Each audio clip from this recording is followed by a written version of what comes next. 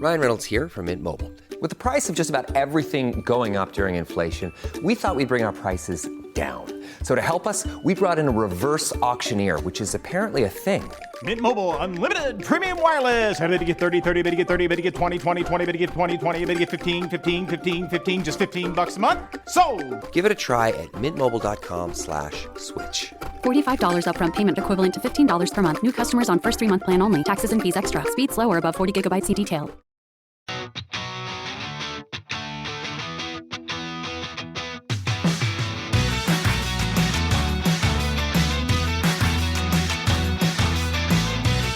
Welcome back to Rams Up, your favorite LA Rams podcast.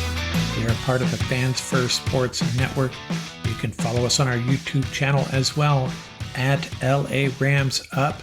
I'm your host, Mark. I'll be joined occasionally by my football gurus, Paul and Ian.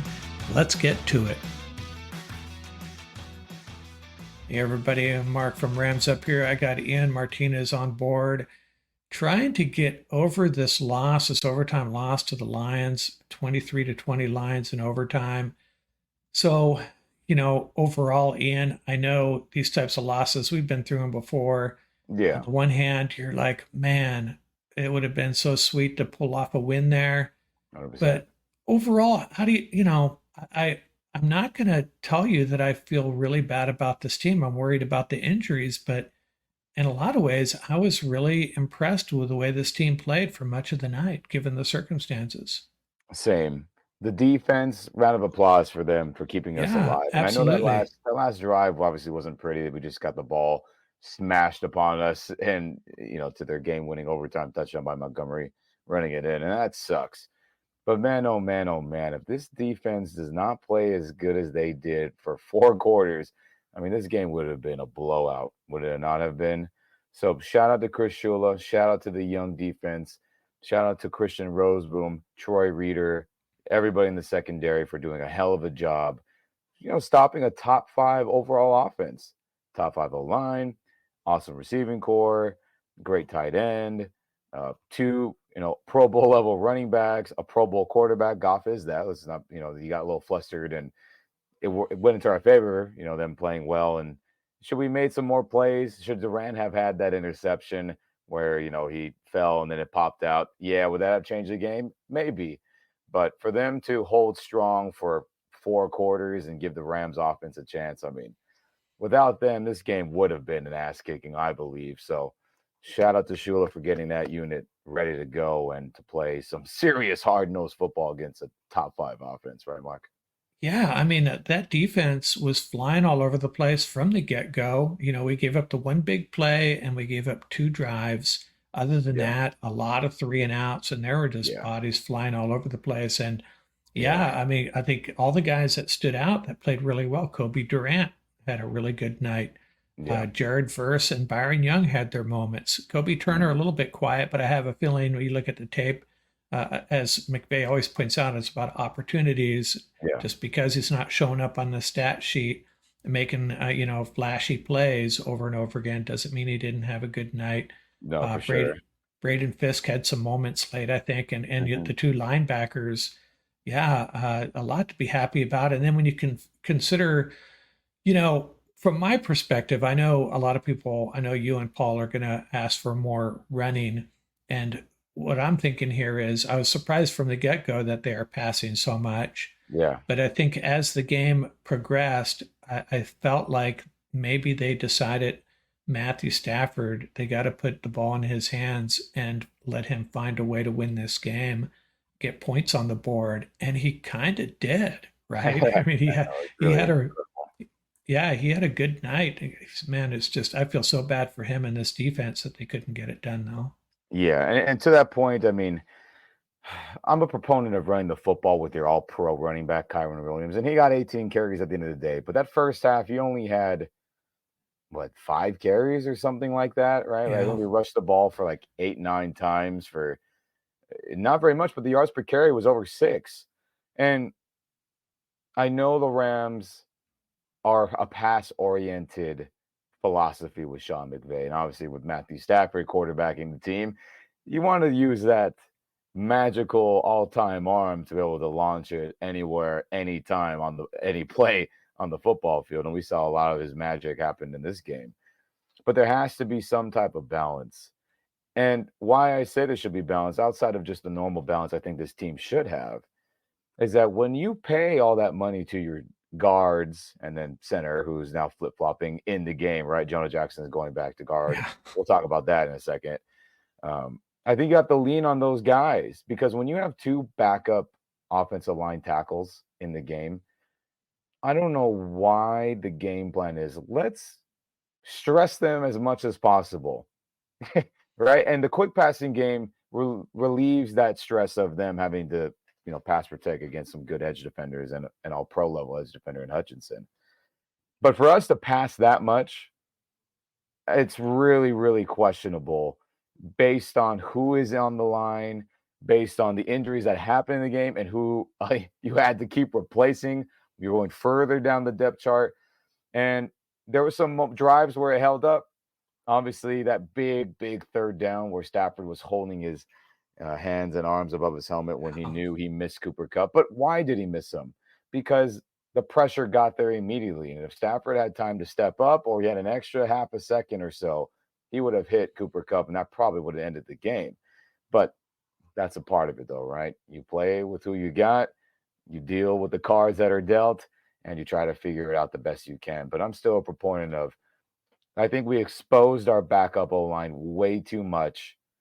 Obviously, Akuri had the bad face mask hold, which was unnecessary. Jordan didn't need a block to be able to get free. Those jet sweeps usually leave the defender free on the outside edge, right? Because he's not going to get there unless he's some super freak, there's not very many of those. It's unfortunate. There were some good moments from him, but overall, when you get down to your third string left tackle, you're down to your second string center, your second string right tackle, your backup corner, and you're just fighting on offense to get any yardage at all. Kudos to the team for fighting. Kudos to Matthew Stafford for being an elite quarterback and making wizard-level throws in this game. And Cooper Kupp for looking like King Kupp from 2021. Shout out to those guys. And I'm disappointed for this loss because what a morale booster this would have been, right, Mark? Because the one that got away. There's no doubt about it that Puka Nacua, Steve Avila, Note Boom are going to be out for a while. I think that's not even a debate about that. Nacua, his knee issue popped up again, whatever his bursitis, whatever it's going to be. Hopefully it's nothing worse. But that feels like they're going to put him on a short-term IR at the minimum. It feels that way to get him healthy. Feels like Steve Avila is going to go on IR as well, probably a short-term at least, because he was walking around with a leg brace on his knee. And that's something you don't just magically feel better about for the next game against the Cardinals in a week, right? And then Note Boom on his ankle that was already taped, he is getting carted off as well. So I think based on that and how a win would have helped that likely situation of them not being around for quite some time would have helped that. It would have given this team a boost like, all right, we can win without them. We can do it. And it didn't happen. And I think that sucks for that reason alone, outside of a loss of, a big primetime game. So we'll got to see what happens. Man, oh man, I hope Mr. Havenstein's ankle's okay. And I hope Alaric Jackson's ready to go when he makes his return. Like, he's not out of shape or out of game shape. You know what I mean? So she's Louise, Mark. When you think about businesses that are selling through the roof, like Aloe or Allbirds or Skims, sure, you think about a great product, a cool brand, and brilliant marketing. But an often overlooked secret is actually the businesses behind the business, making selling simple. For millions of businesses, that business is Shopify. Nobody does selling better than Shopify, home of the #1 checkout on the planet. And the not-so-secret secret? With Shop Pay that boosts conversions up to 50%, meaning way less carts going abandoned and way more sales going So if you're into growing your business, your commerce platform better be ready to sell whatever your customers are scrolling or strolling on the web, in your store, in their feed, and everywhere in between. Upgrade your business and get the same checkout Skims uses. Sign up for your $1 per month trial period at shopify.com/try, all lowercase. Go to shopify.com/try to upgrade your selling today. Shopify.com/try. It's time for today's Lucky Land horoscope with Victoria Cash. Life's gotten mundane, so shake up the daily routine and be adventurous with a trip to Lucky Land. You know what they say, your chance to win starts with a spin. So go to LuckyLandSlots.com to play over 100 social casino-style games for free for your chance to redeem some serious prizes. Get lucky today at LuckyLandSlots.com. No purchase necessary. VGW Group. Void where prohibited by law. 18 plus. Terms and conditions apply. Crazy. Yeah, well, I mean, let's hope one of those guys. Well, Havenstein should be back next week, and let's hope, let's hope for the best. Maybe Puka or Avila or Noteboom. Noteboom seemed to be the worst. The fact that he's on a cart, but we'll see. But they do have some depth there. They just don't. They can't afford to lose 3 offensive linemen and hope that it turns out well. And then Puka, I think we do have some depth at wide receiver there too. I mean, Puka's great, but Tyler Johnson showed some stuff, as did Demarcus Robinson, and Jordan Whittington. I don't want to just come out and say this rookie is going to step up and be the next Puka Nacua, but he does look like he has the juice. Very similar to what a very similar type receiver too. When Puka's been out of practice, the joint practices, they had Whittington and Johnson in that role, being the pseudo fullback and all the duo and all the lead isolation runs that you see where, Puka or Cups doing a wham block, kicking out at the end or leading up the middle to get a D tackle or a linebacker. So I think Whittington will be in that role, and I think we'll see him and Cup be those, half fullback, half receivers in those wham blocks, those inside leads. So I think he's going to play a lot. And Tyler Johnson obviously proved that he belongs, and he'll continue to rotate in. And we'll see what happens. But I expect Nacua to be out for a while. I expect Avila to be out for a while. And I expect Noteboom to not return before, we're not going to see him again probably unless something happens to Lark down the line. It's unfortunate. I think Steve had talked all offseason how he was so proud for playing every snap of last season. It seems like he jinxed himself out of that in game 1. Yeah. Hey, one thing you got to check on the tape, though, I'm really interested to see how Limmer played, because that could be very important. But Mark, it seems like it wasn't a mess. He was at least average just based on watching it live on the game. The film will tell all of how it really went, but for him to jump in and not, be bad based on what I saw in the game, or at least look average without looking at the film, that's a great sign. And shout out to those first team reps he was getting, for a week or so at center when Avila was kicked back to guard before Jonah returned. So those reps are incredibly valuable in this primetime game. But I'll definitely look at him, Mark, and see how he performed, and everybody as a whole. But I guess that's one silver lining in the O-line. At least Bo Limmer is at least average, which is good. Backup. And, if you talk about the negatives, if I wanted to throw shade on one player in this game, it's a guy that didn't play. How important it is for guys like Alaric Jackson to have their act together and not really hurt his team. I mean, really hurt his team by not being available. And it's if you get hurt, that's one thing.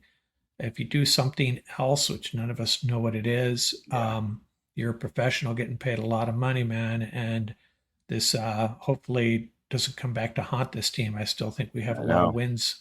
But if I was going to, again, try to get positive for a moment, Matthew Stafford had a great game. Colby Parkinson really contributing early, and they kind of went away from him later. I think at one point, I didn't see the final stats, but at halftime, Colby Parkinson was the leading receiver in the game, period. I know, you get guys like Sam Laporta, Amon St. Brown, Cooper Kupp, Puka Nacua, and there's Colby Parkinson racking up some yards and some key yards. And then the entire defense, we already talked about it. Man, it got it. It's kind of funny, I was telling people, people that know, that I'm a diehard Rams fan. They ask me about the team, and I go, this offense is going to be electric. Not sure about the defense. They're young, going to be Yeah. some growing pains. And then here we are. It's the defense. And Matthew Stafford had his moments, obviously, with Cooper Kupp, but the defense, I was really impressed with their play. And if there's one takeaway from this, it's that we shouldn't be overly concerned about our defense moving forward. I mean, No. they're still going to probably have some bumps on the road, being as young as they are, but Yeah. they played really well. I agree. To hold an all-pro receiver like Amon-Ra St. Brown to 3 catches for 13 yards is really incredible. Sincerely. I know Jameson, then you can look on the other side of the yin and yang of it, right? Oh, the yang is Yeah. Jameson Williams at 5 for 121. And I get it. Obviously, a lot of that yardage came on Trey White's, mishap one-on-one on Right. the outside. But Sam Laporta, 4 for 45. Like I said, St. Brown, 3 for 13. We rattled Goff enough to, like we talked about in the pregame show on last week's roundtable. If you get to Goff, he'll get off platform and he'll miss throws that are there. And the Yeah. same thing happened today, and that's why they kept us alive. Pressure was enough for him to be off platform and not deliver the ball accurately. So for those things that happen on the defense, fantastic. And to your point about Colby, about his first impressions as a Ram, him getting starting level money, Higbee money. Hey, 4 catches for 47 yards, a little under 12 yards a catch. Pretty good. Pretty good. I'll see how his blocking was. I'll look back at the film, and I'll look back at all the key free agents and all the new rookies and all the impact players that are new additions to this team and see how they did. But he looks smooth. I'll say that. Colby looks smooth running routes. He looks smooth catching. It didn't look like it was like a strain to get the ball. Just like arms up, boom, in stride, turn it up, get as many yards as I can. And again, I'll look at the blocking, but overall, just watching the game live and seeing how he was doing in the passing game and run game, I mean, it looked pretty good. And I guess money well spent after one game, right? And we hope it continues because we're going to need it with a bunch of backups going to be in next week as well, I assume. Yeah. Is there anything else you want to talk about? We'll I'll be posting a more detailed pod in the next half day or so, and we'll come back Tuesday night and get into more details. But as far as this game goes, again, disappointing, but if I, one of the things that we thought was going to be a big deal was the battle in the trenches. Yeah. And it was almost irrelevant. I mean, with the injuries and stuff and the way the Rams approached this game, I guess, I don't know that we certainly lost the battle as far as the pass protection goes. Stafford was under a lot of heat, but I think he did a really good job of getting rid of the ball quickly, finding his first read, creating a little bit of space, escaping pressure a few times. He was on his game. Yeah. Positives real quick, just short. Matthew Stafford's elite. If he has time, he'll carve you up and make any throw out anywhere at any time. Cooper Kupp looks healthy. He looks like King Kupp from 2021. Defense under, young defense with Chris Shula looks awesome. There's obviously moments where it's not perfect, and we can look at the overtime drive, but that's good. And I think based on all that, based on how the O-line is we're just going down the depth chart. Let's see what happens going forward. A win would have been great, everybody, but feel good about Stafford, feel good about this young defense led by Shula, and feel good about Cooper Kupp looking healthy. And we'll worry about everything else, during the week, and hopefully things get corrected and better game plans are set by Sean McVay. Run the football a little more with your all-pro running back. Protect your backups by running the football instead of having them pass protect. So we'll see what happens. Long season, right? Many more weeks of important football to be played, but we got to get a win against Arizona because 49ers come to town. Packers are not too far after. Bears, Raiders with a good defense. So things will get rolling fast, and will snowball bad fast if we don't get things figured out. But I believe in this organization to do that for sure. Hey, one other thing. Got to feel a little bit better about our kicker. Yeah, that's right. I know that's how crazy this game was. You got to take your wins where you get them, right? Yeah. So I mean, we didn't force Cardi to kick a super long field goal, but Everything was down the middle for the most part, in between the uprights. There was no weird wobble and or curvature to his kicks. Everything was pretty straight line, and hey, that's what you want to see from a kicker who was bombing, high 50s, pushing 60 in college. You want to see him be able to easily make the field goals that should be made. And so far, it's been that way. Wasn't that case last year at all, pretty much the whole season. So I hope that continues for Cardi. That is a positive too, Mark. I agree. Yeah. Yeah. Okay. Anything else you want to talk about, or you want to leave it for the round table? Losses suck, everybody. But remember, there's another week to feel good, and hopefully the Rams could do that and feel good after a Cardinals possible win, which needs to happen. So we'll see. Season ain't over. 0-1 is no fun, but that can be transformed into multiple wins in the near future. And let's just hope we get a Lark back healthy and Rob Havenstein back healthy, so it's not the end of the world on O-line. So Stafford could just dice anybody up. Yeah, and look at it this way. The Rams were getting much respect going into this game. The point spread, it was up to 5, I think.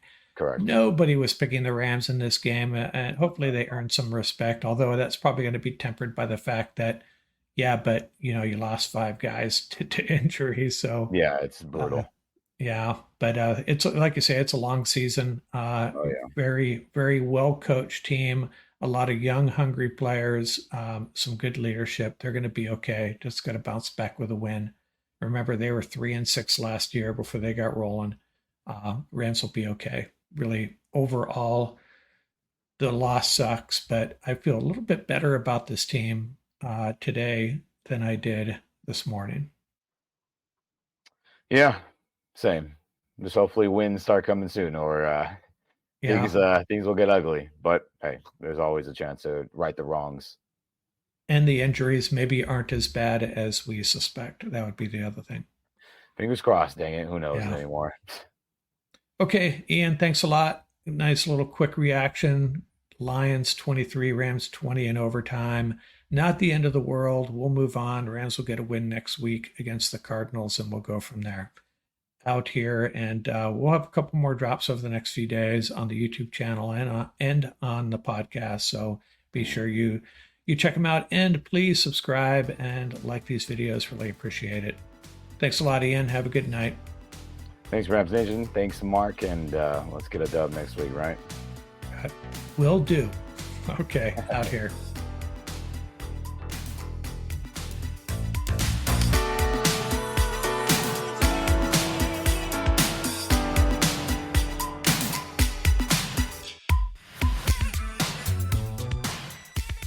That's going to do it for this episode. Remember, you can reach us at ramsuppodcast@gmail.com. And don't forget about our YouTube channel. Our handle is at laramsup.com. Till next time, keep the horns up, stay safe, and have fun out there.